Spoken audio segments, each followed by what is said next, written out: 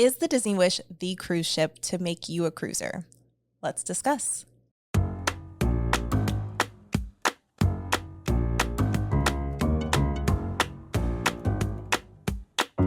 Welcome to Princess and Scoundrel, where we take you along our scrappily ever after from Fantasyland to Tatooine and everything in between. I'm Sarah. And I'm Steven. And we're talking about the Disney Wish. We are so excited. We've never been on a cruise before, but the Disney Wish, it's enticing, man. You could say you're excited. I'm not. I have really no desire to go on a cruise. Just the idea of being stuck on a boat in the middle of the ocean, very Titanic-like. I'm very nervous. That's fair. We've done like a baby cruise. We went on Star Cruiser. Okay. It's like an intro to it. It's baby steps to get you on an actual cruise ship, okay? So I've brought in reinforcements, but mostly to talk about what sets the Disney Wish apart from another kind of Disney cruise or any kind of cruise, really. But then also I'm hoping by the end of the conversation, maybe we can convince you to book a cruise. We'll see. We'll see. But we have a great guest that is joining us. It is our good friend, Brooke McDonald. She is a reporter that covers all of the latest theme park news. She is the go-to source for learning about Genie Plus and for grabbing those elusive virtual queue, go look at Brooke if you need help with that. She's also an avid Star Cruiser enthusiast like the rest of us. I think her son probably had the very first Star Cruiser birthday ever. And she's on the right side of the blue versus green milk debate. So welcome, Brooke. Thank you. Oh, I'm so excited to be here with you both. Yay. Yes, we are so glad to have you. So you and your family, your husband and your two boys, got to go on the inaugural voyage for the Disney Wish. How exciting is it to go on the very first voyage of a brand new cruise ship? Yes, we did. We went on the christening sailing, and we got to see it was a virtual champagne popping moment, the christening moment, and it was really exciting to be kind of the first ones to step on the ship, the first people to really see it. There haven't been any photos. We had only seen really renderings of the interiors and everything. So it was all brand new to us, and really just overwhelming to take it all in. It's a massive, beautiful new ship that is so much different than the other Disney Cruise Line ships. So it was a lot to take in, and it was amazing. Okay, so I think some of the big headlines from what we saw from the Christening Voyage were the dining options. So can you walk us through what the dining options were like? It seemed very theatrical versus maybe a table service that you would get at like an Ohana's or a Chef Mickey's. What is it like to have such an interactive dinner? Yes. So the dining was definitely, that's been my number one component that I've said is completely different from any other Disney cruise that I've been on before. The Disney Wish is doing 3 and 4 night sailings. And just like all the other Disney cruise ships, there are 3 main restaurants, 3 main dining rooms, and they do what's called a rotational dining program. So basically you do, depending on how many nights your sailing is, you rotate through those 3 restaurants. And then, if you're on a 7-night or more, you're rotating, and visiting them twice even, in addition to a few other separate adult dining options, which we can talk about later. But basically the 3 main rotational dining restaurants take it up such a level from anything on the other Disney Cruise Line ships because they are experiences. It's very much dinner and a show at 2 out of the 3 of them. So the restaurants are Worlds of Marvel, which is an Avengers-themed experience. And then there's Arendelle, a frozen dining adventure. And then the third one is 1923. And that's the most traditional restaurant vibe. There isn't a show.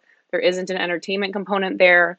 But for Disney fans, Disney history buffs, there are, I believe, 16 classic Disney films represented throughout the restaurant with lots of details and paraphernalia and sketches and things like that. So those are the 3 restaurants that you rotate through. So I'll start with 1923, just again, to be because it's the most basic one. One of the big shifts, I would say, is these spaces, it's divided into two restaurants instead of one big sprawling dining room like guests will be used to from other Disney cruise ships. So, like smaller tables, intimate little nooks and booths and, kind of dimmer lighting. And it feels much more of like a steakhouse vibe versus what I would say would be kind of like a fancy, an elegant banquet hall, almost a be our guest kind of a feel if you're familiar with like a restaurant in the parks. Royal Court is an example of the restaurant on a few of the other cruise ships. That's like just a big fancy banquet hall versus this feels like you're going to a fancy steakhouse. So already a much more intimate, different experience from what I think some people worry is a cattle call kind of a feeling to a cruise dinner. So Stephen, already, this might be sounding more appealing than what you were thinking it would be like. So that's the first restaurant. Not too much to focus on there. That will be part of your rotation. If you were considering doing something else on one of your dinner evenings, like going to one of the upcharge adults only restaurants, Enchante or Apollo Steakhouse, this would be the night to miss, would be 1923, because there isn't a dinner and a show experience on that night. But the other two restaurants are mind-blowingly different than anything that I've ever experienced in a park, I would say, and certainly ever on a cruise ship. Arendelle, a frozen dining adventure, is this big, beautiful dining room. It's set up, you're stepping into Arendelle Castle, you're going to Anna and Kristoff's engagement party. It's being hosted by Elsa. Oaken is there, Olaf is there, everybody's there. The tables are set up in kind of a theater in the round type setting around a stage. And there's live music, there's performances throughout the meal. It brought tears to my eyes as soon as it began. It's so funny. It's beautiful music. Everyone is so talented. And it's an amazing, super interactive experience. Well, one of the things that, just from the little clips that we have seen, I immediately thought of like Star Cruiser, because our normal sit-down dinners, you have the characters, kind of like a meet and greet. They'll come and sit at the table, wave, take your pictures, and they'll move on. Where with Gaia, it was like a show. And then seeing this Marvel dinner, like having an actual dinner with Marvel characters, and it's not just a meet and greet, it's a, little video and show and everything, and they come out. So it's definitely exciting to see that kind of be the progression of the dining. It's not just come take a picture. It's more like of next level. Yeah. So how would you compare it to, like, when you mentioned Star Cruiser, how would you compare it to like an evening with Gaia without giving away like Star Cruiser spoilers? Is it similar in that it's entertainment the entire time and they're just bringing food out and you're like, oh, there's more food in front of me? So yes and no. That is a really good comparison. And I do think that that's much closer to anything else that people may have experienced in the parks, for example. The only other thing that comes to mind is the recently returned Hoop-Dee-Doo musical review. That's kind of the closest that we would have to just a full performance throughout the meal. But what I will say, and this is going to be something really important because Disney cruises are really popular with multi-generational travelers, families, where you are going with, grandparents and cousins and aunts and uncles or friends. And, the dinners are an important part of the coming together and connecting and talking. And they do pace the show components really, really well. So you come in, you sit down, and there's kind of like a greeting moment. And then, and there's like maybe an opening music number, and then there's a pause, and you have time to look at the menu and talk and order, and, and then first courses come, and it's typically like the show moments keep happening like after they've delivered the food and kind of like while you're eating and watching, but there are those pauses when you have time to talk. So it's not just start to finish show. Star Cruiser, maybe it's because we were all so overwhelmed with just, taking in Star Cruiser, but I did feel more like I was like, you didn't really take the time to have conversations at the dinner table with other people. You were always kind of just watching what was happening around you. So I would say anyone who's concerned that they wouldn't want to just be in a show for 2 nights of their dinners, it's not like that. They do a good job of breaking it up. Oh, that's good. That's really nice to know. Also, how do they do Olaf? Because it's like actually Olaf. I mean, I guess he's like on a little cart or whatever, but it looks so good compared to like a meet and greet Olaf. Like it's a Olaf-sized Olaf. Yeah, he's the right size. And it is amazing. And Oaken is another new character, that we've never seen as an in-person character. These Frozen characters, performers were absolutely wonderful. I will say that we didn't have that kind of up-close interaction with Olaf, as some tables did, and this is an important distinction. The tables we had wonderful seats, and the tables that are closest to the stage don't have as much interaction during the pauses from the entertainment with those characters. And I think that's, kind of to make it fair, you've got them right there face to face. And so the characters really seem to make their way around the perimeter of the room more. So I think that those families who maybe don't have as great of a view of the stage the trade-off there is that they get, I think Anna and Kristoff were going around and showing off Anna's engagement ring to people and, taking selfies and doing all of that kind of stuff. So depending on where you sit, you do have a different experience of the show, which I think is great too. They do a good job of that. I should mention I didn't really talk about the Worlds of Marvel show yet, but that experience is basically it's mostly screen based, and there are screens absolutely everywhere. There is not a bad seat in the whole restaurant. You can see them, and that's the same kind of thing where there's kind of like there's live action happening in different parts of the ship. You have Ant-Man and the Wasp, doing something and talking to you from the kids club, or there's something happening on the upper deck. So it's like it's happening in real time around the ship. And so that would be sort of the replacement for, when Anna's up on stage, that kind of thing. So, and then there's a break from that where you'll see like Marvel montages, and, my kids were kind of like not glued to the screen, but we usually have an arsenal of coloring stuff and all of that to keep them busy during a meal. And it was kind of like, oh, there's Black Panther. There was always something to look at and be excited and entertained by, without it completely monopolizing like the family dinner, I would say. So I was really impressed with the way that they balanced that. Well, that's really cool. So yeah, that one's mostly screen based, but then we've seen like videos of Ant-Man and the Wasp walking around. How many characters are there walking around during that meal? Only 2. And it is just Ant-Man and the Wasp. And it's not for an extended period of time. But all of the characters that you see in the show, maybe not all of them for Frozen, but definitely Ant-Man and the Wasp and other Marvel characters, you do have opportunities for meet and greets throughout the cruise to reconnect with those characters if you didn't, get a photo with Ant-Man during dinner or anything like that. And I think they may even be doing some of those meet and greets in the restaurant spaces.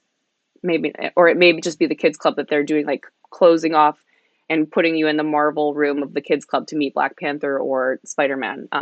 That was something that we were able to do. So you'll get your chances with the characters, even if it doesn't happen during the meal.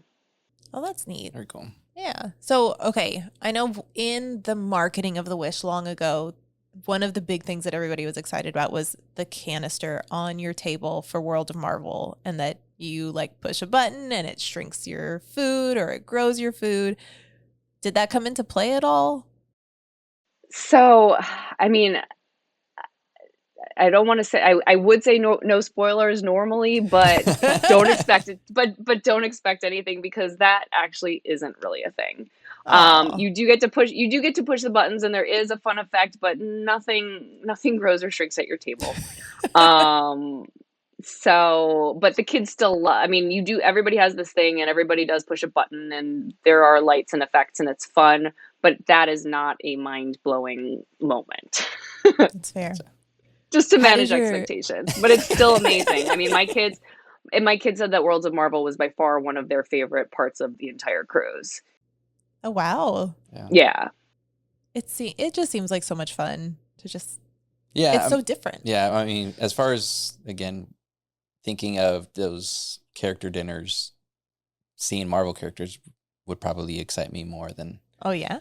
you know, uh, Lilo. Well, I don't know. Lilo and Stitch is cool too. They're all cool. But Marvel characters, I mean, it's not something we get at like Disney World. Yeah. So it's different. Yeah.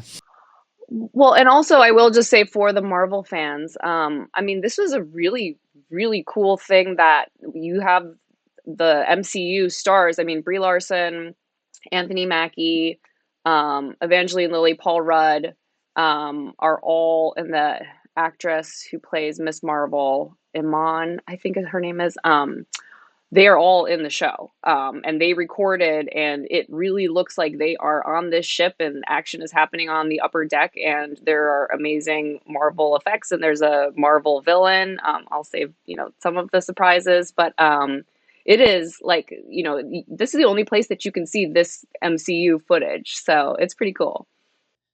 All right. So we're talking about dining. That kind of leads us into the drinks. We're big Star Wars fans over here, and so Hyperspace, was it Hyperspace Lounge? Hyperspace Lounge, yeah. Was very reminiscent of Oga's and Sublight Oga's mix. What would you say, or how does it compare to those lounges that we currently have? So I loved Hyperspace Lounge. I think it's just it's a third Star Wars lounge now that, big Star Wars fans need to experience, in my opinion. There are some things that, are not as great. And there are some things that are way cooler, I think, than the other ones. The entrance is really just a few steps out of the grand hall, but the way that they've done it, you kind of go through this little dark hallway before you get to an airlock door where you push the button and it whooshes open and you enter. So it kind of really sets the scene rather than you just seeing the space right off of a Cinderella laden atrium. And so it feels the minute you walk in there, you're kind of just in Star Wars, the way that you are in Oga's, or in Sublight. It's definitely more of a Sublight vibe, more elegant. They play the same music that they play in Sublight and in the atrium, on Star Cruiser. So people who are missing Star Cruiser get some of those little details, and you can go in there and reminisce. There's definitely a much more elevated cocktail program than there is, with the pre-mixed drinks of Oga's. So they have, every drink is a very elaborate delivery and experience. You've got cinnamon infused smoke coming out of one thing, and bubbles coming out of the next thing, and blue ice cubes with the logo of the lounge on it, and just a lot of really, really cool stuff. Everything is served in a really interesting glass, and there's great presentation. So that's real, and they're all just really unique, fun cocktails. And then the coolest part really is there is an absolutely stunning screen behind the bar, which is meant to look like a window, a spaceport, and you basically hyperspace, you jump. You make 5 jumps over the course of the cycle to 5 different planets. And so it's a sideways jump, which goes, to stay with the direction of the ship. And you see all kinds of different Easter egg ships. You see the Halcyon, you see TIE fighters, you see, the Star Speeder from Star Tours. You see all kinds of fun stuff there. So kids enjoy watching the screen and picking that stuff out, and Star Wars adults love it just as much too. So that's maybe one of my favorite components. And then, so it's the drinks, it's the music, there's a vibe. And it's awesome. So do they offer food in the lounge, or is it just drinks in there? It's just drinks. It's just drinks. And I think that, what remains to be seen, and kind of, this is going to be a big talking point and a big consideration, for guests going forward, is it sounds like they are moving to a reservations only system. It was walk-ins on the first day that we came, and then they saw that the demand was so high. And so the most recent test cruise that happened, my understanding is that they were beginning to require reservations that you would make as soon as you got on board the ship. And they did switch to a reservation system with us on the second day, and it was just one per stateroom. So I think this is probably an evolving policy, and we'll have to see how it shakes out. In the inaugural or the maiden voyage, with the first guests who aren't media or previews or tests, happens tomorrow. So I think stay tuned for that. But if hyperspace is a top priority for you for the Wish, definitely going to want to work with your travel agent, and Sarah can help you stay on top of how that reservation process works, because that's going to be a tricky one. Yeah, that was something I was going to ask, because most of the videos that we saw, it was pretty like Cozy? open, and I was it looked bigger than a sublight. Again, the size of maybe Oga's, but there wasn't that many people in there, so I was like, okay, I guess it's like bigger than I'm assuming it is. Yeah. But if it's the case where we have to start making reservations, that's why. Yeah. No, that makes sense. In terms of size wise, how would it compare between like a sublight lounge or an Oga's? So we counted 40 seats, 40 chairs. And it doesn't. That's small. Yeah, it's tiny. It's tiny. So it feels, it's definitely smaller than Oga's and the same or smaller than Sublight. But they were controlling, capacity. So there wasn't like standing room or anything. It was kind of like everybody was coming in and being seated. So the experience is very good, and there's table service, and you're brought these amazing cocktails, which kind of do like need a table and a presentation, to really be able to enjoy them. So if everybody who wants a reservation can get one, then I think that will only enhance the experience. It just kind of remains to be seen how that's going to shake out. And then the other thing to point out is kids are welcome during the day. Again, this may be something that changes, but as of our sailing, it was that kids could be there until 9, and then it switches over to adults only. So you talked about cocktails and needing a presentation. I think this leads well into what we immediately heard the first day was the Kyber Crystal drink, the whole Camtono opening up, and what is it that it would be $5,000? Did you get to see it get opened, or did you buy one? So believe it or not, I was at a table with someone who tried to buy one. And they were not yet available for purchase on our sailing. And exactly what comes with this was kind of shrouded in mystery, remains so.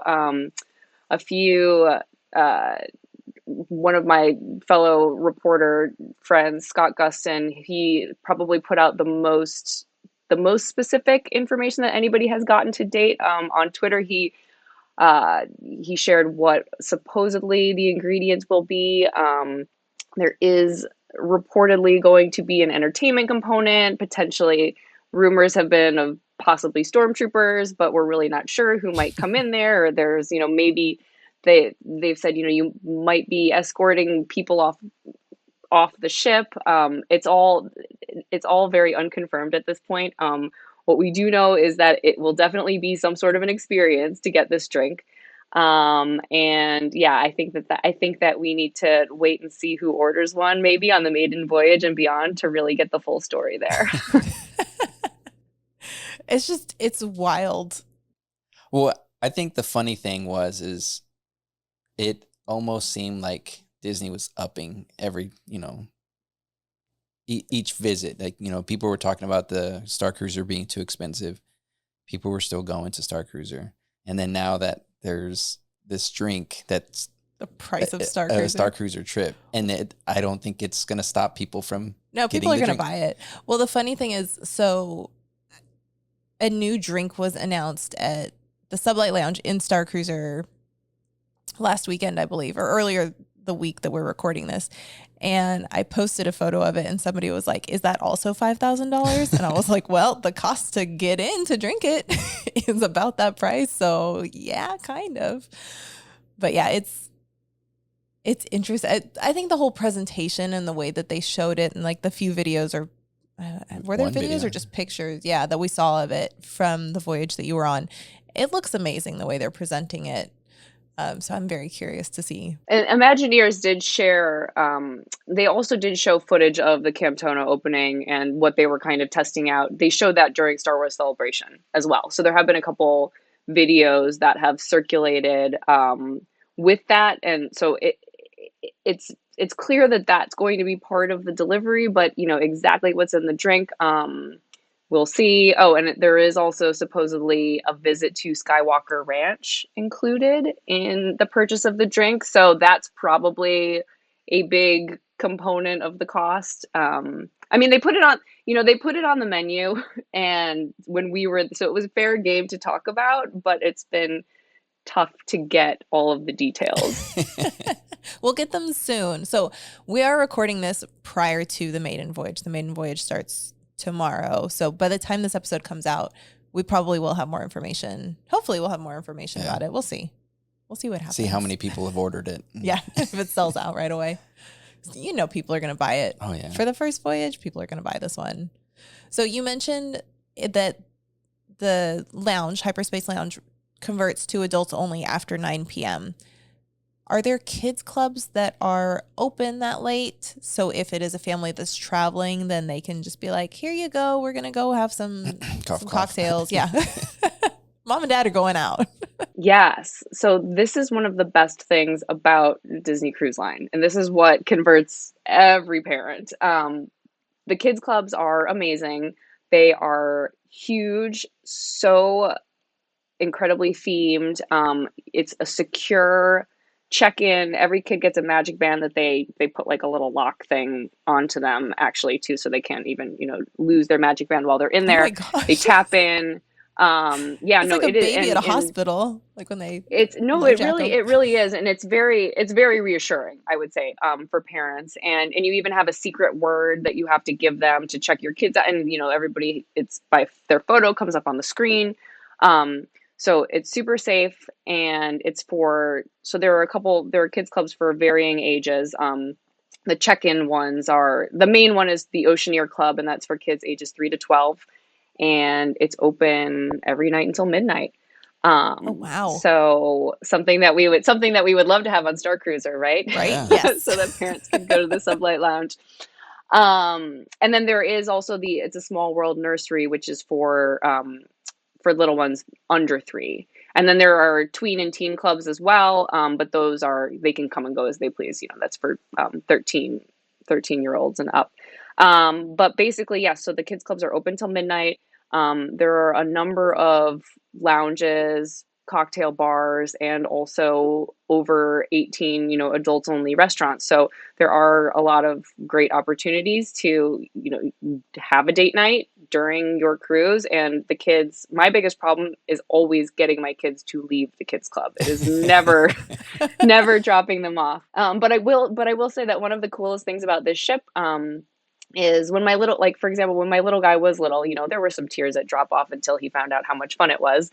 And one of the things that they have put onto this ship is there is a slide. So there is a check-in point for the kids club just off of the Grand Hall, the ship's atrium, and kids literally check in, scan in up there, and then they slide down straight into the kids club. That's super cool. It adds like this fun component that kids want to do. And then they just drop in, and there are, crew members waiting there, and they're so good about kind of watching, oh, this kiddo seems unsure, or, if there's ever a kid kind of just lonely, like you'll see them, they'll go and say, hey, do you want to come, to Rapunzel's art studio and draw a picture with me?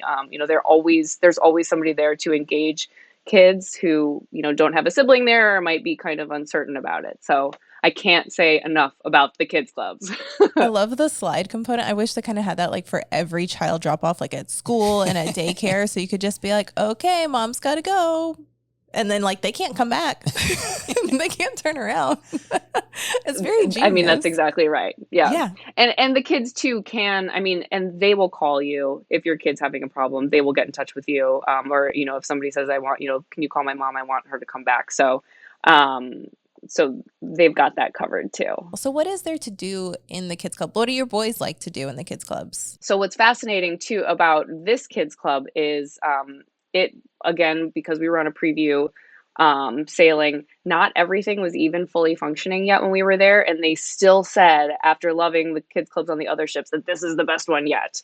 The things that they were most excited about, there is a section called the Walt Disney Imagineering Lab, and you can go and build your own roller coaster. So you kind of select, you know, different track components, and, you know, you make your own version of Thunder Mountain, and, you know, you put a goat here and the dynamite there and a drop here and kind of piece it together.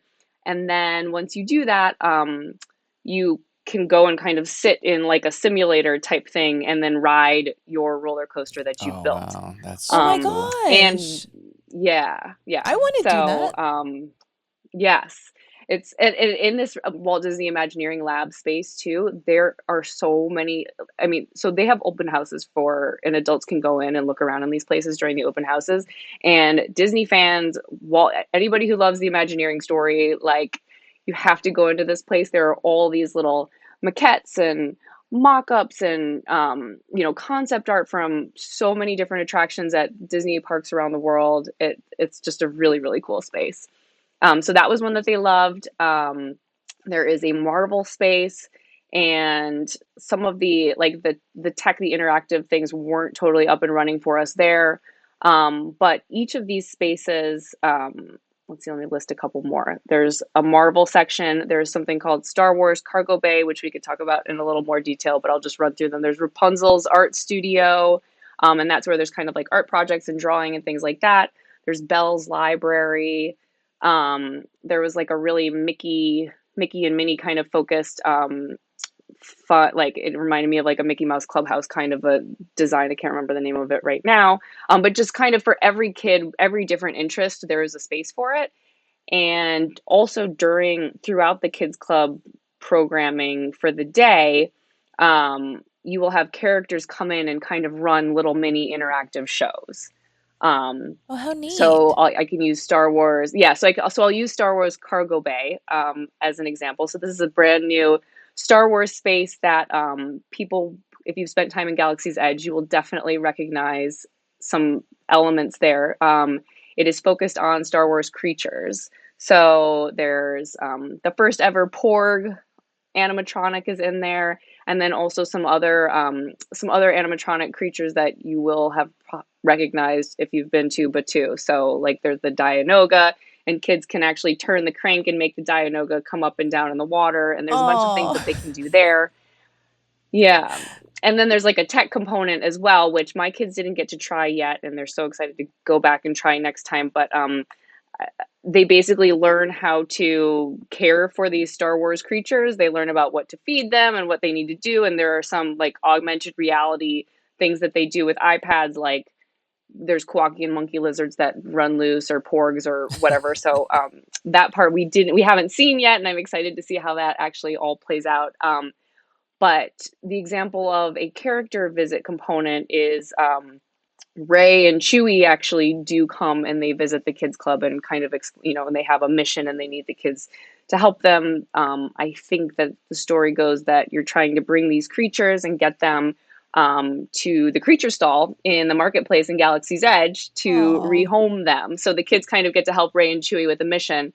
And the same thing happens in the other spaces. So Rapunzel comes and she'll do something, and Belle will, I think Belle is one of the other ones that will visit. And then I think Black Panther and Spider-Man may both appear in the Marvel Zone. So yeah, there are a lot of character opportunities just while your kids are by themselves and you're out to dinner and they're just hanging with characters in the kids club. So the next question is, can we go in there and check out some of these things? Yeah, that sounds amazing. Like, I want to do that. And you absolutely must. You have to keep an eye on those open houses because it is such a fun opportunity to see those spaces. and also, to take pictures of them and to take pictures of your family when you're in there too, because there's some really cool spots and opportunities. And then another thing that they're doing, the way that they've structured this kids club, which is new and different from the other ships, is that they can close off certain spaces now, completely lock them off from the rest of the kids club and open just one section for open house.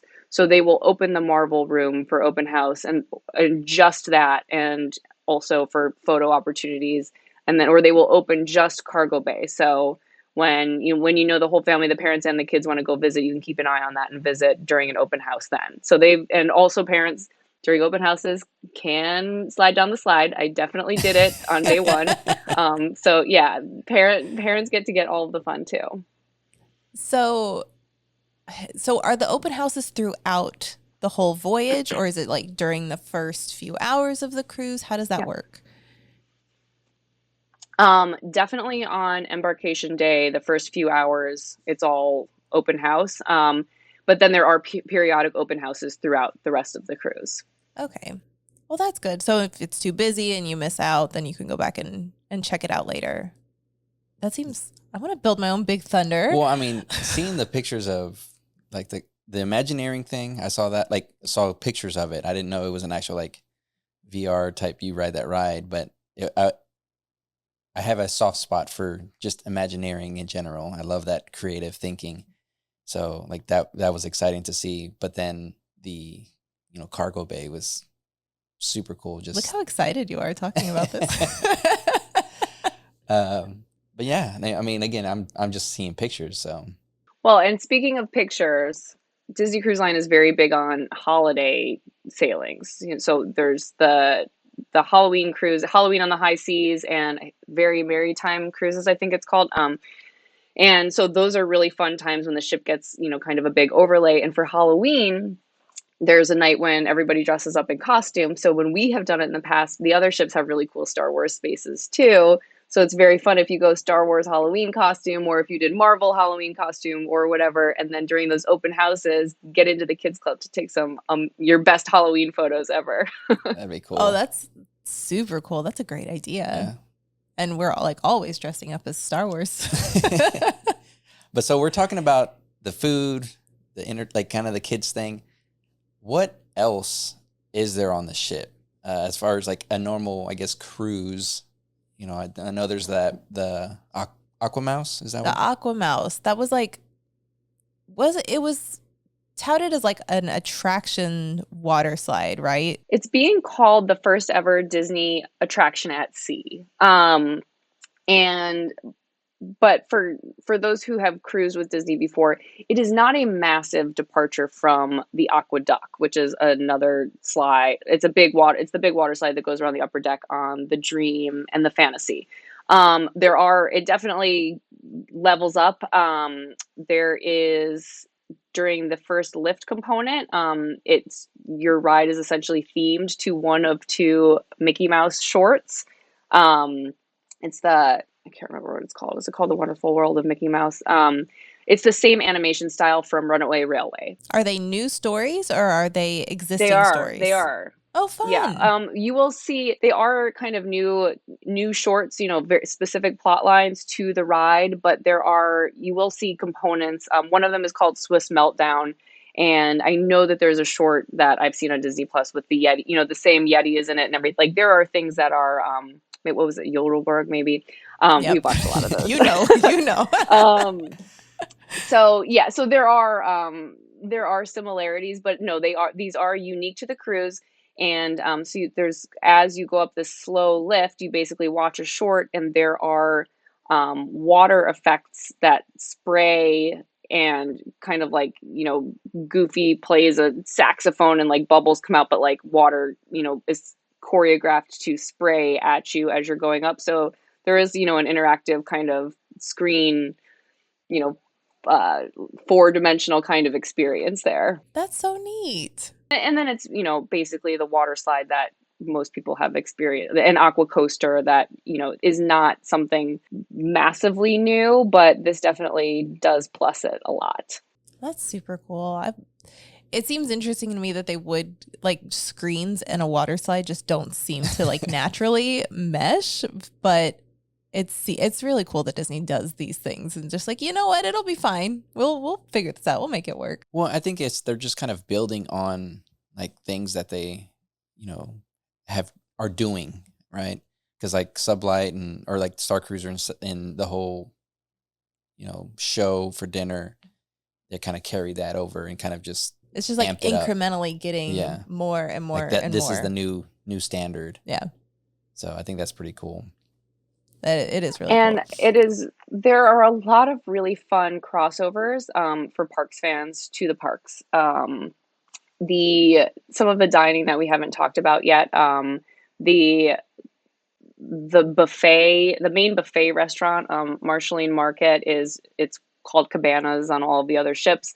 And it's a whole bunch of different stations, kind of like international themed stations, to different Disney characters. And it's just it is a much more elegant, much more beautiful seating area. And it just feels much more sophisticated than the other ships. But then also out on it's kind of like an indoor outdoor deck area. There's another, I don't want to call it a food court, but different food stations. And it's all the artwork is all looks like Runaway Railway again. So it's that same kind of like 2D hand drawn look to everything. And each of the different stations is themed to the characters. So there's Donald's Cantina and Goofy's Grill, and there's a bar. I can't remember which character is which for them, but there's ice cream, and so there's the ice cream station. There is the unlimited soft serve that Disney Cruise Line is famous for, of course.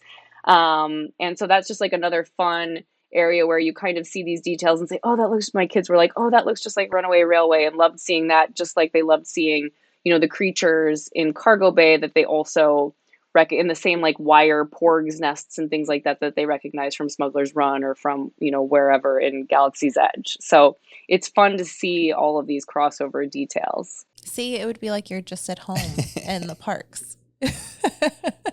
So one of the other things that we saw hints of was like was it a scavenger hunt or something on there's like a gameplay app, right?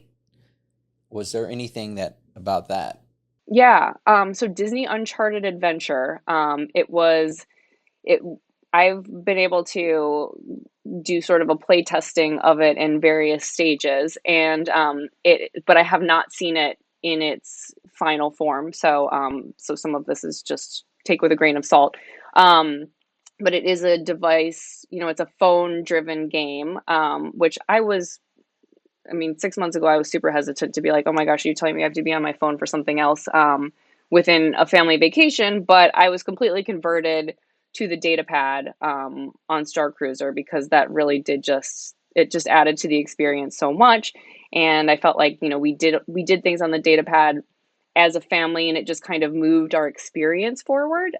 And it makes it like personal, right? Like it's your own version of whatever larger thing you're experiencing. Yes. So the way I understand Uncharted Adventure to kind of work, it's kind of the newest version of what on some of the other ships was the midship, the Muppets, like midship detective agency, maybe something like Sorcerers of the Magic Kingdom or the Pirate Adventure, those kinds of little mission driven kind of mini games. You will do similar things to that, device driven, but it will be, okay, you need to, let's see, one of the ones that I tested was maybe cooking something with Remy. There's something maybe that you do with Moana and like helping to move canoes around. So you basically have these tasks, these games, tied to characters.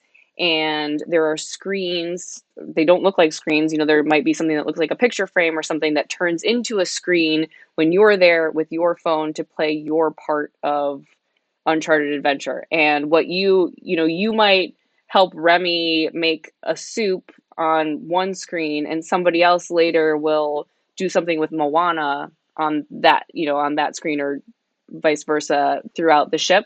And I can only imagine that it's a smart technology that sort of, moves guests to all different places, kind of like I know that like the pirate adventure at Magic Kingdom, you scan in and it kind of, if you've done it before, then it'll send you to different places. Um, and and I apparently you can also kind of collect digital things around the ship, sort of just the way in Batu you can pick up, scan a crate and get stormtrooper armor or things like that. Depending on where you are in the ship, one of the examples that one of the Imagineers told me about was when you're in Sublight Lounge, you can actually like virtually get Luke's lightsaber. Oh, And that's neat. every person, yeah, and like so that was an example I'm trying to think of.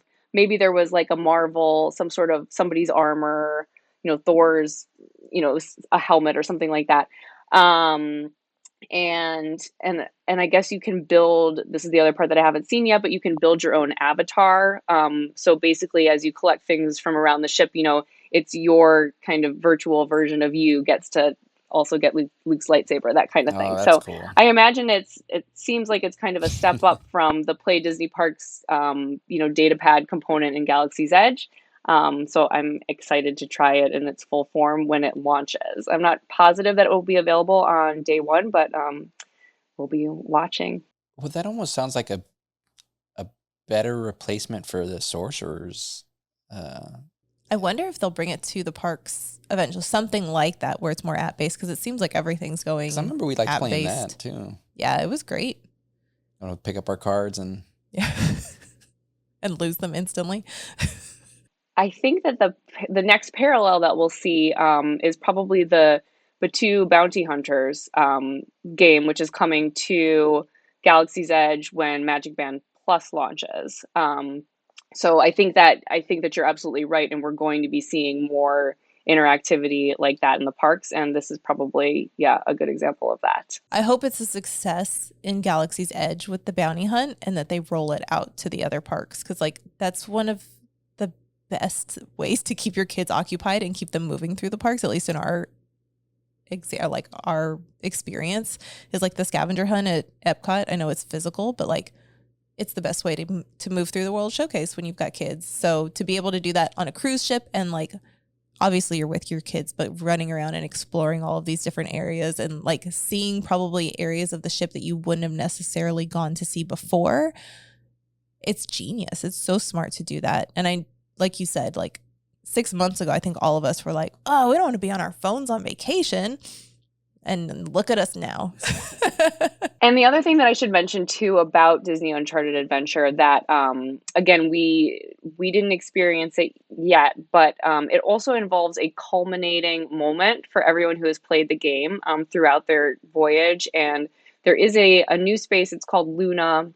It's going to be it is the space on the ship where they'll have, trivia and entertainment, and, there will be lots of moments that bring guests together. And Disney Uncharted Adventure does kind of culminate in this epic battle against a villain, who's causing trouble for the ship. And so that also makes me feel like it, thinking of the data pad and thinking of the way that, we all got attached to those things for Star Cruiser.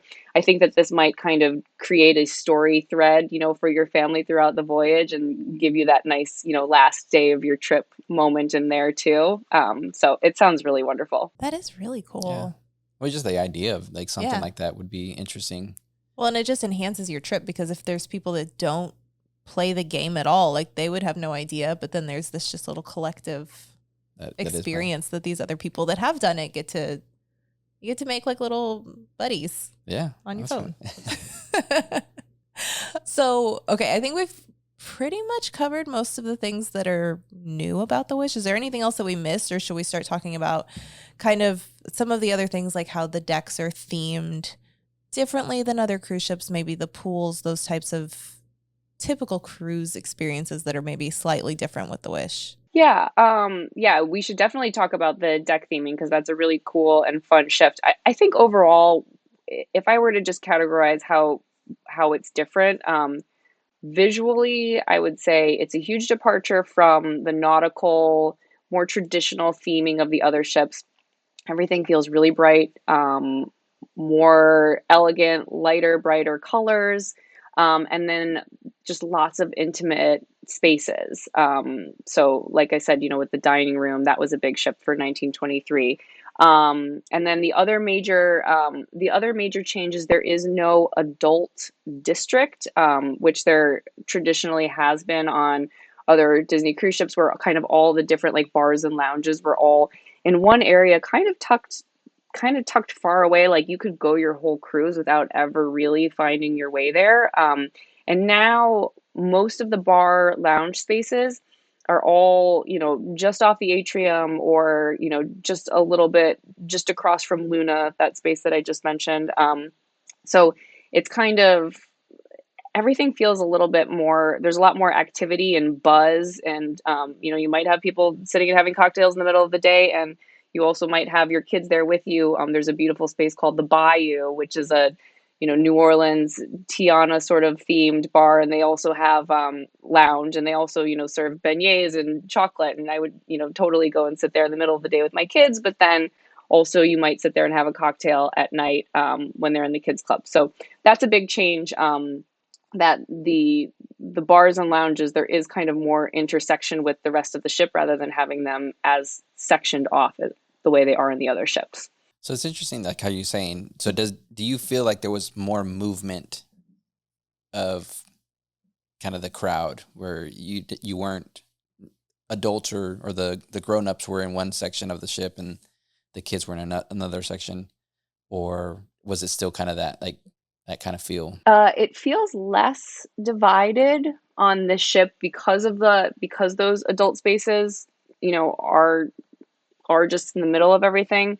But Disney Cruise Line is really popular with adults who don't have kids as well, because they do a good job of creating these adults only spaces, where if you only wanted to hang out with adults the entire cruise, you could absolutely make that happen. There's a beautiful spa. There is the two adults only restaurants that I mentioned, that are the very elevated dining. They also have an amazing cocktail bar called the Rose, that is, kind of your entrance into those two spaces. That's adults only all the time.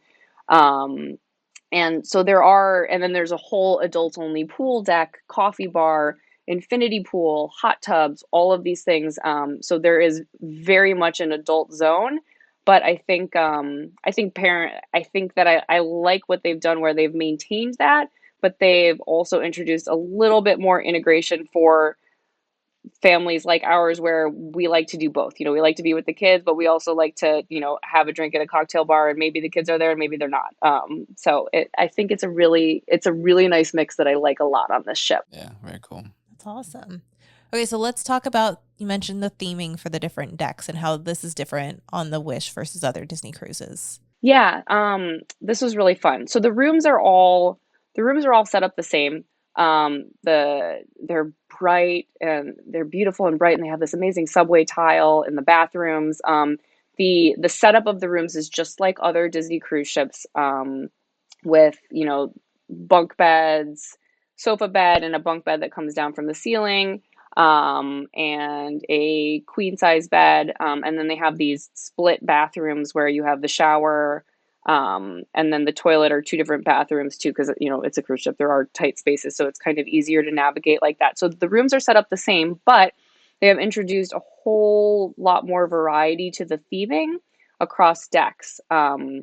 So there are seven decks with the basic, like with the standard room types, and each pair of decks, and then one of them with three, each have a theme to it. And the three themes are Spirit of the Sea. And within Spirit of the Sea, there are two types of rooms that you can get, Moana or Little Mermaid. And then there is Forest and Animals. And on those two decks, so the hallways are Forest and Animals themed. The hallways are Spirit of the Sea themed. And then the rooms are actually where the princesses get introduced. So for Forest and Animals, it is Sleeping Beauty and Princess and the Frog. And then there is Fairy Tale Castles, and that is Frozen and Cinderella. And so, like I said, the rooms are exactly the same. But then within the room, the hallways are different, and then there's artwork. that changes. So it's, you'll see princesses or animals or scenes from one of those films. And then another cool thing that they have done, which I think is awesome, is there are tons of adjoining rooms. So lots of families will need more space than just one room. So many rooms on the ship have adjoining capability, and all of the ones that do, they've set it up so that you will get each princess type. So if you have adjoining rooms, you will never have two of the same. So if you have two rooms like that, then you can be sure to get both of them, which I think is really fun. And, and it kind of also increases like the interest of, okay, I went this trip and I stayed on deck 9 and I had Tiana, which is what we did. And so next trip we're staying on, because we have actually booked another sailing in October. And we're going to do deck 10. And I was able to see the room type, and people have already been posting online about what you can look up specific room numbers and find out which one it is. So I believe we have a Little Mermaid room. So, and then the concierge theme is Rapunzel. Oh, nice. So one of the things that I was very surprised, and maybe it's just because, again, my own, I haven't been on a cruise. I imagined like a small room, just kind of like, again, like a crabbing type, like in a Navy ship or something like that, where it's just metal. Where you can like reach out your arms. But seeing some touch. of the videos of these suites it was like a beautiful room. That's not a room. Those suites, well, I mean, like the big, massive with their own private deck and the hot tub and all that stuff, and the dining room. I was like, that's unbelievable. Like, 2 stories, right? Like those are wild. Like absolutely bonkers. Yeah, those are next level, and I think those rooms are like anywhere between $15,000 and $30,000 or something for a sailing. So. Hey, Steven, but if you can snag one of those, you are going to love this ship. And they are beautiful. They have floor to ceiling ocean view windows, and one of the Princess Aurora is one of the royal suites, and you push this button and the bathroom windows just immediately like tint over, and then you push the button again and it reveals the ocean again. It's amazing. But so concierge would be the level up from the basic themed rooms, which I described. But we always stay in. We typically get a veranda because my husband and I, we've always, our kids are getting older, and we might keep them in the kids club till midnight as they get older. But we often would go back to the room, put the kids to bed, go sit out on the balcony, and watch the ocean go by. So a huge number of the rooms on this ship are ocean view or veranda rooms. So you don't really see a situation where, those are the top tier and they're going to be hard to get in completely out of the price ranges compared to other rooms. Obviously, inside rooms will be less expensive. But there are really nice choices there. And I would say, these cruise ship rooms, they're set up so that there really is a space for everything. Your suitcases fit under the bed, and there is a lot of storage. And yes, you kind of have to, move tightly around each other, getting in and out of the bathrooms. These rooms are smaller. They will make Star Cruiser rooms feel big. And the other thing actually that's so amazing about Disney Cruise Line is your stateroom host visits your room a couple times a day. And every time you go back in there, it's like you've just checked in. So if you have kids, so we had our kids in the bunk beds, and when you first go into your room, it looks like just a sofa. And then while you're at dinner, they will go in there and set your room up for bedtime. So they pull down the bunk. Yeah, they pull down the bunk from the ceiling. They make the sofa bed, and all of a sudden you walk back in and you have this room that's set up for your kids to sleep, and they've got their stuffed animals all set up there perfectly, and your towel animal on the bed, and it's amazing. And then while you're gone at breakfast the next morning, whenever you come back to your room, you come back and you find that the bunks are gone, your sofa's back, your bed is made, and everything is like set completely back to normal again. So even though it's a smaller space, because it's constantly being tidied by these wonderful people, it really, you never feel like chaotic, if that makes sense. That's one of my Well, I favorite think things that about was, cruises. I'd say, that was one of the interesting things from Star Cruiser was you were kind of catered, that entire time. And it was kind of nice because, you wanted a drink, you got a drink. And it just was, and same thing, having the room cleaned. It was always clean when you came back. So. Yeah, like we came back from Batu and we were just like gross and sweaty and we had to go take our portraits. And so we just like ripped off our sweaty Batu clothes and like put our nice clothes on for our portraits. And then we came back before dinner and they had like folded all of our gross clothes. We're like, no.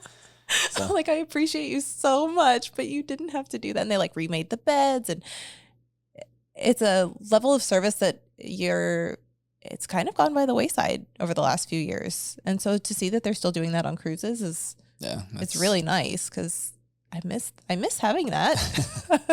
That is absolutely the standard of service that you do get on Disney Cruise Line. They are, and the crew was so wonderful on the, and we were, essentially their first guests beyond some cast test cruises, and they were wonderful and so attentive, just like on Star Cruiser. That's awesome. So one of the other things that we didn't really talk about is the entertainment. There are live shows that happen aboard the ship, and I think a couple of them are new to the Disney Wish. Is that right? Yes, that's right. So there is a new version of The Little Mermaid, and we saw a preview of it, so not the full show, but it is wonderful, and it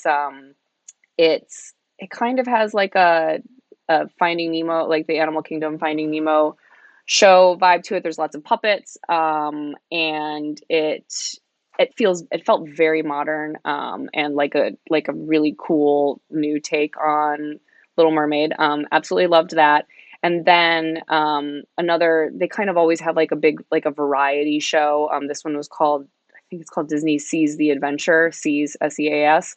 And it's kind of like Goofy is like the star of it. And he kind of takes you, it's sort of a montage always of like greatest hits. And you have Hercules and Tiana and everybody singing their big numbers. And I always cry from start to finish at these. This one is my favorite yet of like the variety show type night of the cruise. The shows are not long. They're never more than an hour at most. And it's you can always go in and get a seat. So I would say definitely don't miss them, because it's not, it's not your whole night, and they are really wonderful. And then the third show is Aladdin. I believe it's a slightly updated, or maybe more than slightly updated version.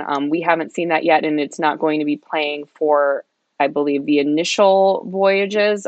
It's still to come, but it was on the Fantasy, and it's always had great reviews, so I think it'll be wonderful. I know we mentioned a little bit earlier about the pools on the ship. Can you speak to the different pools? You said there's like an adult only one.